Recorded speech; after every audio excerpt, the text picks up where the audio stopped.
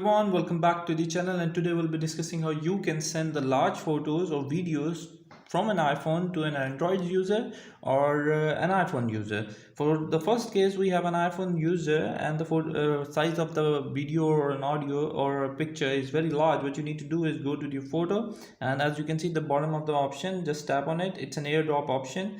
You can select it and AirDrop to a guy who is using an iPhone. It will instantly send it over. It will take a little bit, but it's worth it. But if the iCloud link isn't showing up and you couldn't AirDrop to a person and it get failed, you need to go to your settings. Make sure that your Apple account, I need to start it from the beginning. You need to go to the settings and make sure you have an Apple account active. You need to go to the iCloud option, and under the iCloud option, make sure you have an sync to this phone or photos is activated. If you don't have the space, you need to buy the space on an iPhone, which you need to upgrade from more storage, and you can increase the storage or buy the storage from here. What you need to do is just go to your photos, and under the photos, if you select some photo like this to this option, it will automatically show you this option, copy iCloud link, like this.